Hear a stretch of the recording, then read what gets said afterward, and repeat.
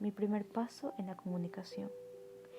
Evocación de la infancia, una crónica en el comercio y el desván del abuelo, las grandes novelas y mi pasión por la lectura. Este episodio fue decisivo en mi vida.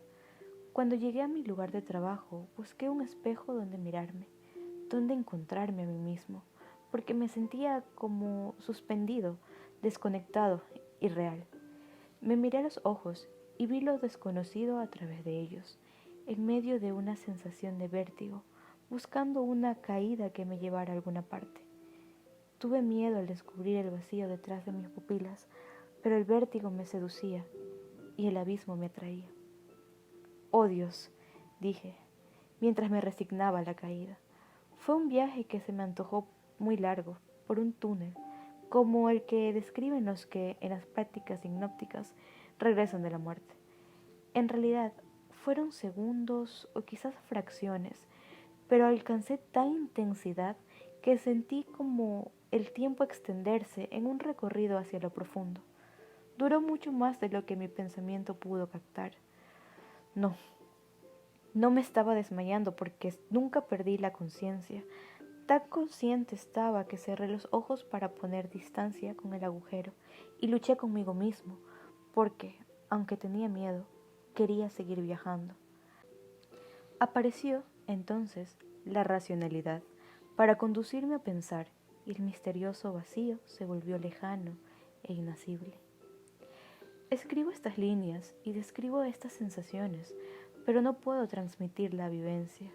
Por mucho tiempo traté de explicármelo de distintas maneras. Lo único que supe es que no volví a ser el mismo. Nunca se lo conté a nadie, hasta ahora que, no sé por qué, lo narro.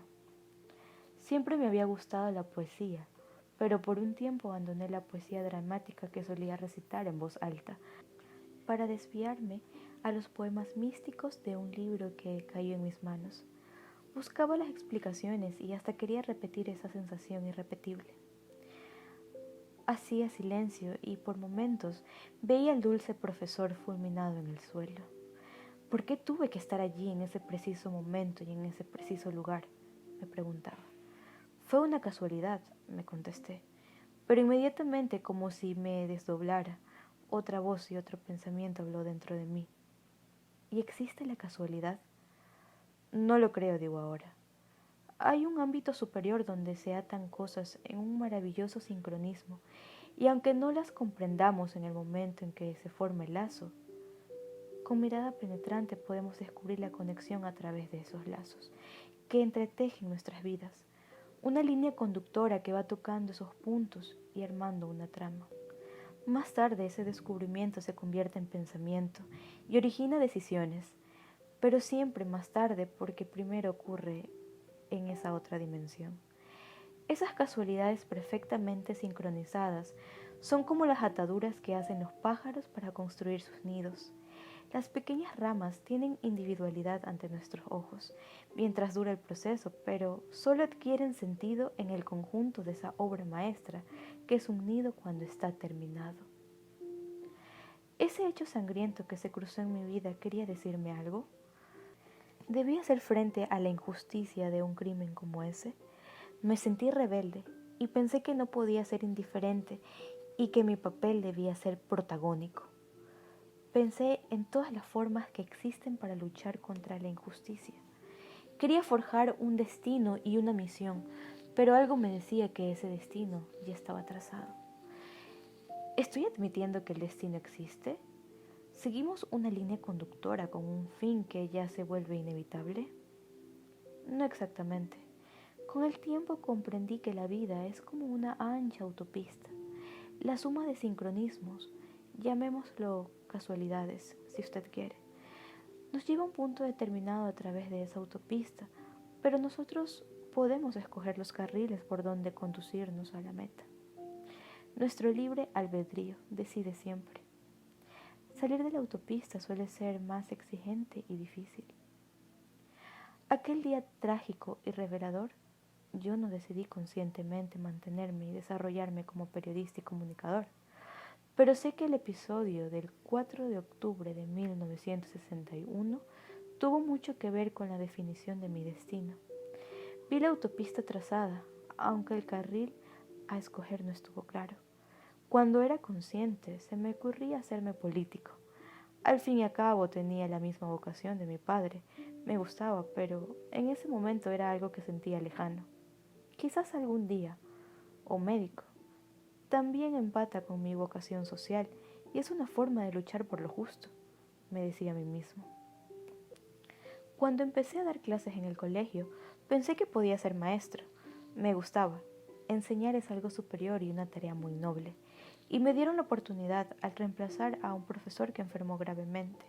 Quizás fue el reflejo de gratas experiencias infantiles, cuando ayudé en días vacacionales a mi tía Elba Espinosa de los Monteros, que, muy jovencita, inició una fructífera carrera de maestras en las escuelas rurales.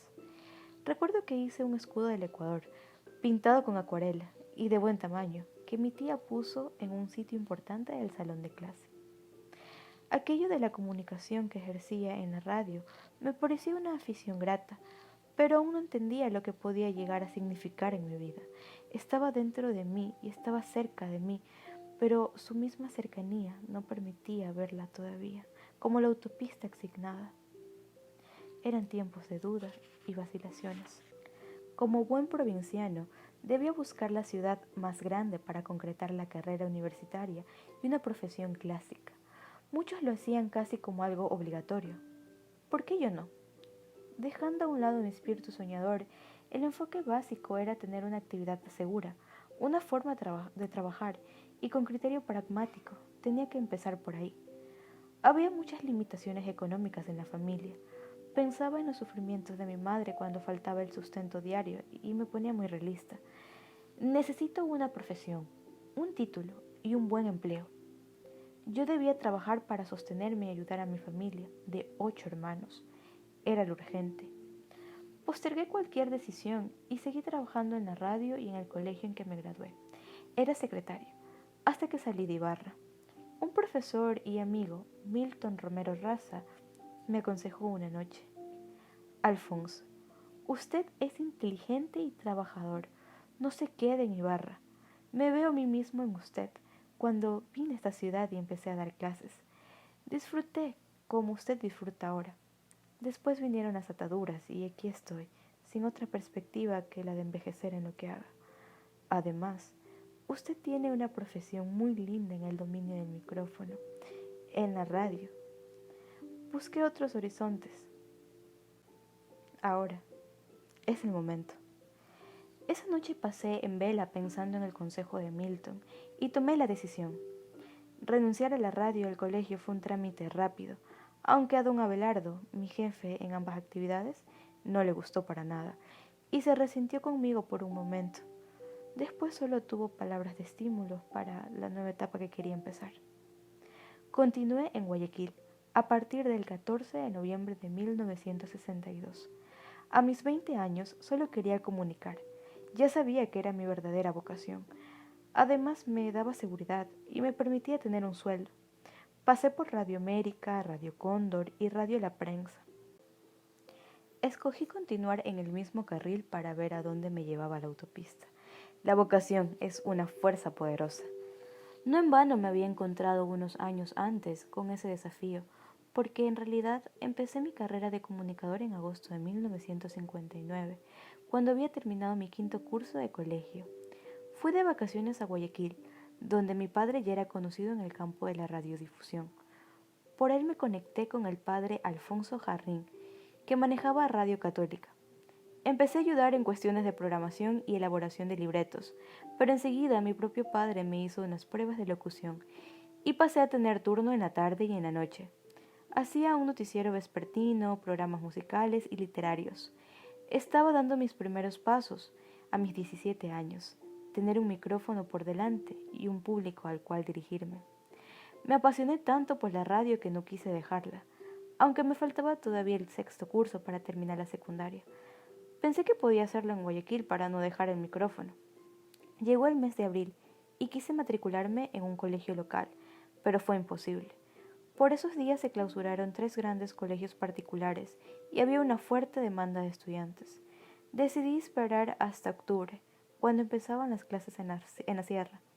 Así pasé un año sin estudiar, pero sin despegarme del micrófono, hasta regresar al Colegio Municipal Miguel de Ibarra, que pasó a ser la sección nocturna de mi colegio de siempre, el Teodoro Gómez de la Torre.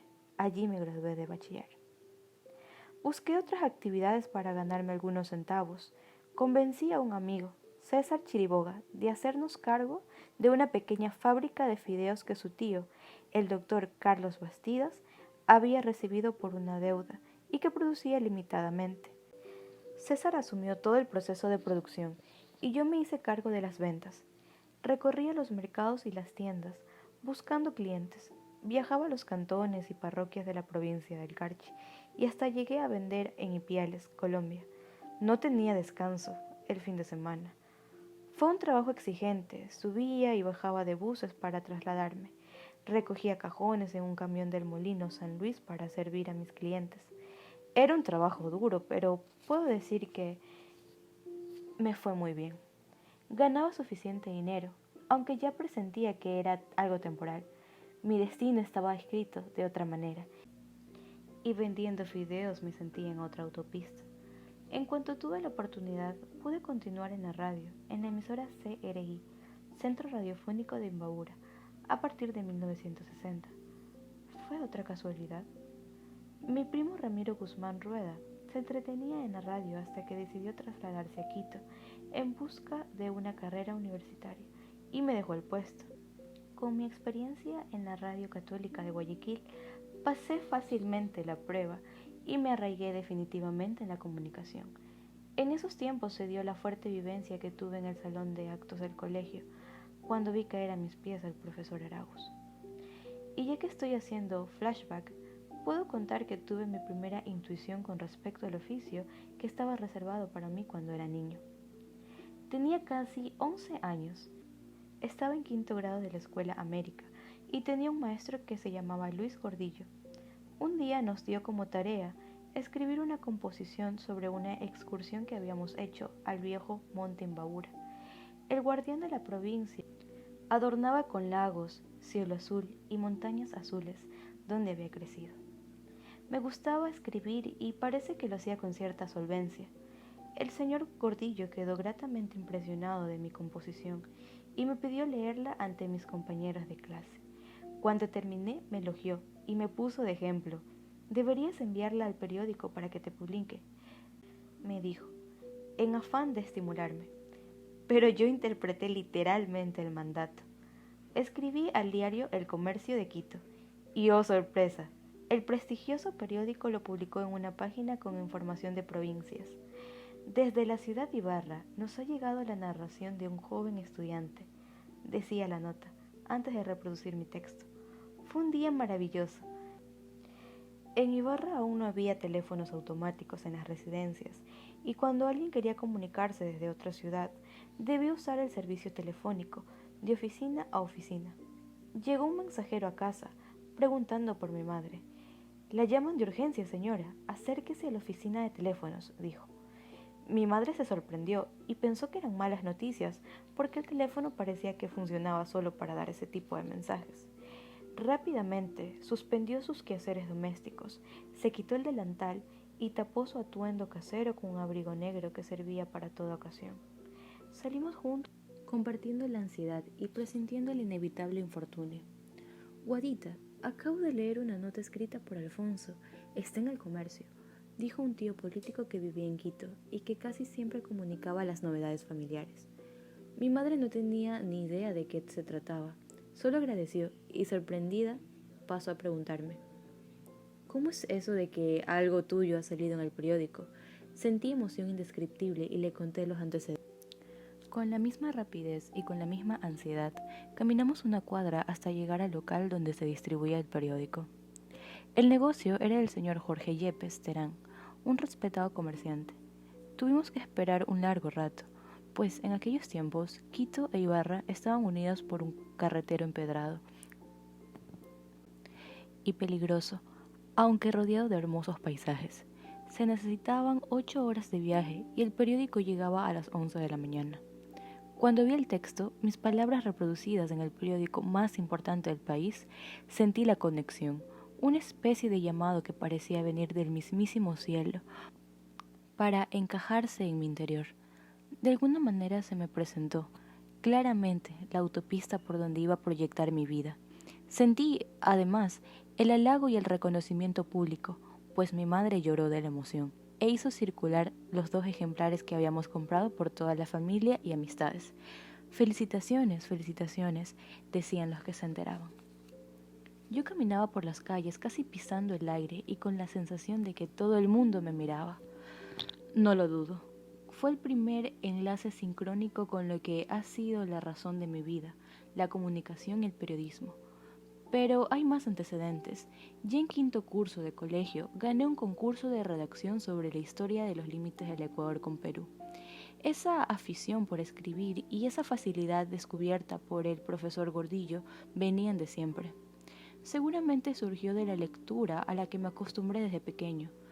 Mi padre compraba todos los periódicos que aparecían en la ciudad. La Verdad, el único diario local de entonces, de Quito, El Comercio, El Día, La Tierra, que era un periódico de tendencia socialista con mucha información política, la preferida de mi papá. Y los fines de semana no faltaban en la casa los periódicos de Guayaquil como El Telégrafo, La Nación, El Universo. Me atraían todos los artículos y los temas, aunque muchos no los comprendía o los comprendía con dificultad, bajo la guía de mi padre que contestaba todas mis preguntas. El domingo era un día especial. Con mi hermano Armando nos solazábamos con los suplementos y las historietas con dibujos que ahora llamamos cómics. Pero no solo era la lectura, era recortar, el afán de ordenar, de archivar, de conservar el conocimiento, aunque obviamente las temáticas solo eran fantasías para niños. Venían en colores, cortábamos las tiras y las coleccionábamos, las aventuras de Superman, Batman, Tarzán, Benetín y Eneas, el fantasma y otros personajes que estimulaban nuestra imaginación. Y, entonces, leíamos y releíamos, dándole continuidad al afán de conocer. Era una buena práctica que exigía cierta disciplina y estimulaba el interés por la lectura y el aprendizaje. Así lo sentí cuando empecé a buscar otro tipo de lecturas. Algo parecido hice en mi adolescencia, con los anuncios cinematográficos que publicaban los periódicos y que pegaban los cuadernos. La lectura se me volvió una práctica continua y una necesidad cuando hice un insólito descubrimiento. Tenía 10 años. En la casa de mi abuelo materno había un desván al que no teníamos acceso porque para subir a él había que pasar por un oratorio que mi abuelo, muy conservador y católico, cuidaba con esmero. Allí él hacía sus oraciones en medio de las figuras casi hablantes y doloridas de los santos, entre velas, lámparas y un juego de reclinatorios al pie de un altar que parecía sacado de una iglesia. Allí estaba, el soberano. Creo que ya no se usa esa palabra, con todos sus misterios, conectado al oratorio por un hueco oscuro en el tumbado que hacía muy difícil intentar el paso. Quiero ir arriba. ¿Qué habrá en ese hueco? Eso pensaba cada vez que entraba en el oratorio, aunque las imágenes de los santos me infundían respeto y hasta me asustaban. No podía comprender por qué todos eran rostros de dolor. Mi inocencia me hacía concebir a Dios como manifestación de alegría y gozo, pero así estábamos educados. Siempre recuerdo el ojo divino enmarcado en un triángulo que había en la capilla de los hermanos cristianos de La Salle, donde hice mis primeros grados de la escuela. El ojo vigilante que te seguía a todas partes, sembrando miedo y remordimiento. Mi curiosidad infantil pudo más y un día decidí atravesar el hueco. Aunque tuve que hacer maromas dignas de un cirquero para escalar, sin tocar a los santos y no tumbar las velas, veía a todos los santos y sentía que estaba haciendo algo malo. Desde luego, me preocupaba la posibilidad de un incendio, pero valió la pena. En el desván encontré un mundo inenarrable de cosas sorprendentes que encendieron mi imaginación infantil y despertaron muchas ilusiones. Había baúles grandes forrados con cueros que parecían arcanos de míticos tesoros, un maniquí de tamaño real que no tenía brazos ni cabeza y descansaba sobre una sola pata donde seguramente se probaron muchos vestidos femeninos. Había uniformes militares y capas de paño color negro, listones rojos, forradas con raso color gris. Eran aquellas capas que me gustaban tanto porque me recordaba al zorro, mi personaje cinematográfico favorito. Llegué a pensar que allí mismo podía encontrar un antifaz y un sombrero, pero, naturalmente, eso estaba solo en mi imaginación. Encontré cajas con sombreros italianos marca Panizza, de hombre y mujer, pasados de moda, pero bien conservados y elegantes. Había también paquetes de recortes con publicaciones de cartas de amor, o poesías tomadas de alguna revista. Había cancioneros con las letras de los grandes éxitos de la época, en tangos, rancheras y boleros. Yo los conocía no solo porque se escuchaban en la radio, sino porque mi papá y mis tíos se los cantaban en las reuniones familiares, y muchas postales de aquellas que retocaban con un pincel. Estaban en hermosas cajas de Perugina, el famoso chocolate italiano, cajas que solo había visto de improvisado joyero de mi tía Rosa Isabel, solterona y gruñidora. Y desde luego había libros, muchos libros, sobre todo grandes novelas. Allí leí El Conde de Montecristi, de Alejandro Dumas, y sus continuaciones, La mano del muerto y El collar de la reina.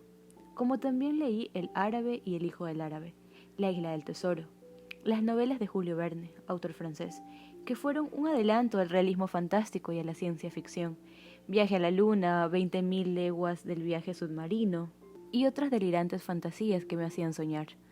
Me encantó un fascinante tomo llamado Un capitán de 15 años, todo un reto a la imaginación, que me convertía por momentos en capitán de un barco pirata, en otra novela de Julio Verne. En esa línea estaban también las novelas de Emilio Salgari, con sus aventuras en paisajes exóticos y sus títulos curiosos. Igualmente leí algunos cuentos de las Mil y una noche, aunque me aburrí pronto. Las aventuras de Sinbad, el marino, Robinson Crusoe, el rey Arturo y los caballeros de la mesa redonda son otros títulos que nunca supe quién llevó a aquel soberano. Quizá mi propio abuelo o alguno de mis tíos maternos. Cuando estos libros llegaron al cine, yo me sentía familiarizado con los personajes y los veía tal y como los había imaginado. Allí conocí a José María Vargas Vila, escritor colombiano, famoso por su crudeza. Me atrajo inmediatamente, pues había oído que sus libros eran prohibidos por la iglesia y por las buenas costumbres. Leí 3 de sus libros, con sus descripciones cargadas de sensualidad, como Salomé. Por cierto, era aún muy niño para inquietarme con esas descripciones, pero sí aprendí que en el amor no solo había ternura y devoción, sino la fuerza del torrente natural, que lo impulsa, el instinto y la pasión. El que más me gustó fue Aura y las violetas, quizás porque su enfoque era más romántico y se ajustaba a mi edad. También leí El retrato de Dorian Gray, de Oscar Wilde, que más bien me asustó un poco. Encontré recortes de revistas con poemas y poemarios de Gustavo Adolfo Bécquer, Manuel y Antonio Machado, Amado Nervo, Juan de Dios Peza. Me gustaba la poesía, copiaba algunos versos para después repetirlos en voz alta. Fueron mis primeros intentos de declamador, que, pasado el tiempo, llegué a concretar en la radio. En fin, fue una experiencia fascinante para mis 9 años de edad, que repetía rigurosamente todas las tardes desde las 4, en que salía de la escuela, hasta casi las 7 cuando la luz natural se perdía en la noche. En realidad, el soberano solo tenía filtraciones de luz externa que se proyectaba por entre las rajaduras de esas paredes hechas con estructura de carrizo y uniones de adobe. Por otro lado, también llegaba algo de luz eléctrica que alumbraba un comedor contiguo. Leía hasta donde era posible, después bajaba cuidadosamente al oratorio y finalmente corría para mi casa siempre cercana, donde mi madre me reclamaba por la tardanza y me preguntaba por las tareas escolares. Fue mi secreto de largo tiempo, hasta que, un día, mi abuelo me sorprendió mientras bajaba al oratorio. «¿Qué haces ahí, carajo?», me dijo, cuando hacía el descenso, mientras punzaba con su bastón en mis posaderas.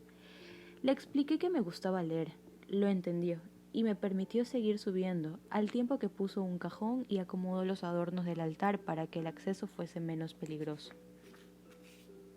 «No se lo cuentes a nadie, y ten cuidado, que nadie te vea». El secreto pasó a ser de los dos. Fue una experiencia maravillosa que también me llevó a escribir pequeños textos que después rompía. Por otro lado, leí El corazón, de Edmundo de Amicis, y, Entonces, a imitación del niño protagonista, empecé a hacer un diario personal que también rompí cuando me enteré de que mi hermano Armando lo había leído. Sus burlas me hirieron y allí terminó el experimento. En la secundaria tuve un magnífico profesor de literatura, el señor José Miguel Leoro, quien solía hacerme leer en voz alta en clase. «Tú tienes buena voz», me decía. De esa época recuerdo los clásicos como la Ilíada y la Odisea de Homero. Eran largos, pero entretenidos. También me interesé por la obra maestra de Miguel de Cervantes, Don Quijote de la Mancha, aunque no pude leerlo completo. Desde luego, el señor Leoro nos llevó también por la literatura ecuatoriana, y de esa época recuerdo Égloga Trágica de Gonzalo Saldumbide, que leí varias veces cautivado por las descripciones maravillosas del paisaje imbabureño. Esa novela me llevó a conocer la hacienda Piman, donde transcurría la historia de una mujer que quedó encinta de un misterioso visitante extranjero. Las novelas realistas de la generación de los 30 también estuvieron en mi repertorio juvenil. Creo que la línea sincrónica de mi vida del comunicador se desplaza, primero por estos pasajes de lector incansable, porque el que lee acumula conocimientos, escribe, habla y comunica de cualquier forma. Y otra vez la pregunta, ¿fue casualidad o fue la mano conductora que iba definiendo la ruta de mi autopista? O, quizás, todo ese juego de la autopista fue construyéndose en mi mente con el poder de la imaginación, cuando me recostaba en la hierba a mirar las figuras que hacían las nubes. Cómo me gustaba el campo imbabureño, sobre todo en el verano cuando el cielo se teñía de azul intenso y las montañas se perfilaban sobre él como gigantes durmientes que se miraban en los espejos de las lagunas. Por el lado que miraba hacia Ibarra, el viejo Imbabura tiene una imagen bonachona y paternal que sugiere protección y no amenaza. Me costaba creer que alguna vez haya desatado su fuerza destructora en una erupción. Subí muchas veces hasta el mismísimo cráter, que se veía apagado, con grupo de amigos o excursiones de colegio. Desde un punto que se llamaba La Ventana, un hueco abierto en la roca del cráter, se veía la ciudad de Quito. Junto a mi primo Edgar Ortega Rueda, fui el miembro menor, casi una especie de mascota, de un club que se llamaba Núcleo Cumbres, integrado por personas jóvenes que se conducían conmigo como hermanos mayores, que me cuidaban y me enseñaban a dominar las montañas. Recorrí con ellos las cumbres de la región, Imbabura, Cunro, Cotacachi, y hasta hice un intento de coronar el Cayambe, que pasa los 5.000 metros de altura. Tuve que quedarme cuando empecé la nieve, porque no estaba debidamente equipado. Me lo advirtieron así. Sobre todo, no tenía lentes oscuros para evitar los reflejos del sol en la nieve que pueden producir ceguera instantánea. Esperé el regreso de mis amigos por más de 2 horas, completamente solo, al pie de la cumbre imponente, encerrado en mis meditaciones y en contacto profundo con la naturaleza. Con los ojos cerrados podía escuchar hasta el aleteo de los pájaros, o el graznar de los gavilanes que volaban dominantes y avasalladores, como galoteándole a la montaña. Me acompañaba un riachuelo de aguas límpidas y puras, que empezaba a formarse en las nieves eternas. Pensaba que todos los ríos nacían así para convertirse en fuerza imbatible cuando llegaban al mar. Pensaba en mi propia vida y me veía a mí mismo como ese riachuelo, empezando. Mis excursiones por los Andes imbabureños fueron experiencias maravillosas y en largas caminatas encontré un ejercicio de meditación que me desconectaba de las cosas cercanas, pero me unía al gran universo del que somos parte.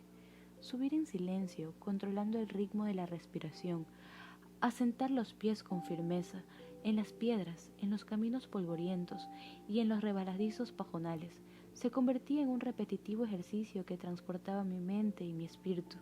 Con el andinismo cultivé la paciencia y la serenidad y aprendí a valorar el éxito en la conquista de una cumbre.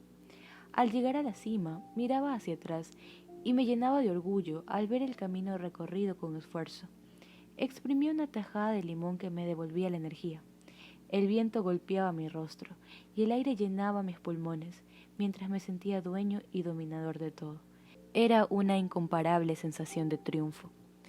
Para completar la relación de estos años de sueños y búsquedas, Les cuento que ya en los años 70, cuando estaba casado y tenía un empleo seguro en la televisión en Guayaquil, cumplí mi sueño de ir a la universidad para estudiar administración de empresas y sacar el título de ingeniero comercial.